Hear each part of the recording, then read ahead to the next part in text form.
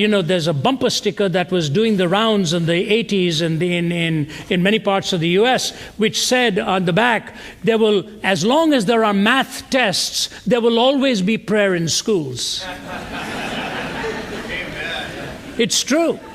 You can't ban a student from praying when he's looking at a question paper in an exam and he knows he's going to flunk it. You better believe he's going to call out to God.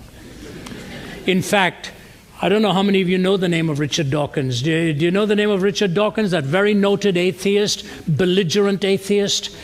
I want to tell you something fascinating that happened, and this is a true story. It happened a few months ago. He was on a radio program on the BBC, live. And he was dialoguing with one of the ministers of St. Paul's Cathedral. And he was, as usual, but Dawkins just very belligerent and hostile and verbose and all that he does to criticize believers. And he said, you know, Christians are basically very unintelligent people. He said, if you want to ask an average Christian even to name the Gospels, they won't know it. They don't know it. And so the vicar just kept listening, and he said, Richard, you're a very erudite scientist. And Richard's just nodding, you know. He said, your favorite book is The Origin of Species, right, by Darwin? He said, right. He said, Richard, can you name the full title of the book? This happened live. And Dawkins said, oh, yeah, I know, it's a much longer title than The Origin of Species. So the vicar said, go ahead. Name it for me.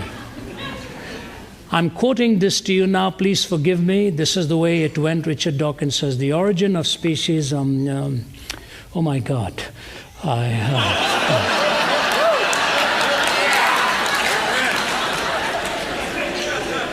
The ultimate proof of the sovereignty and omnipotence of God is that it even takes an atheist who doesn't believe in him to call upon him to remind him of the title of the book that helped him deny him.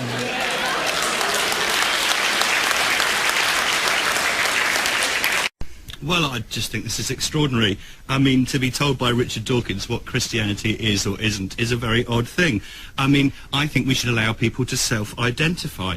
People are saying that they are Christians, and Richard Dawkins is coming along and saying, no, they're not. Richard, that's just not fair. If they don't believe any of it. I think that, well, I mean, I think what's happened here is there's a model of belief that's being used in this survey, which is actually a very narrow, a very head sort of model.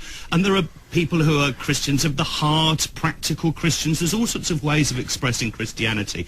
And just having a few silly little questions to trip people up just seems to me not a good way of trumping. Do you think of yourself as religious? And 50% apparently say no. 6% of people who were asked, only 6% of the people said they don't believe in God. The rest of them were not saying that. So it's like people are self-identifying this way. And Richard, it's not fair for you to come along and just have a questionnaire which trumps people's self-identification. It's also, Richard Dawkins, mechanistic, isn't it? It's just the wrong way to look at these matters. It doesn't actually tell us anything interesting. It tells us an awful lot. When you say, I'm telling people what it is to be Christian, we ask them a very comprehensive list of questions. You can look at the press release.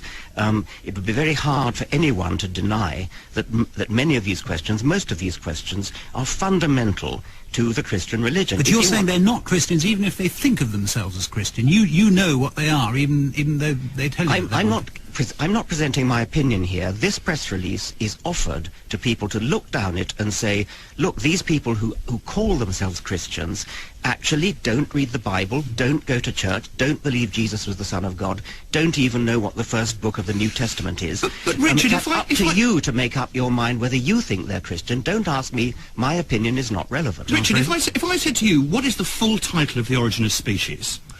I'm sure you could tell me that. Yes, I could. Go on then. On The Origin of Species, on The